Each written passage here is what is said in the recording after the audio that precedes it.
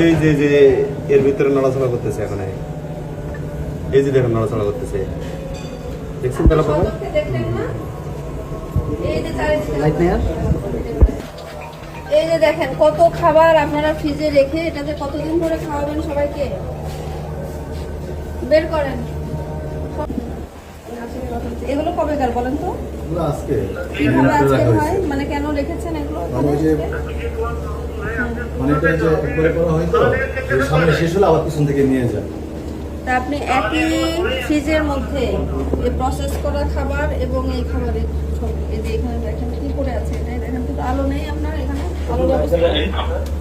আলোর ব্যবস্থা করার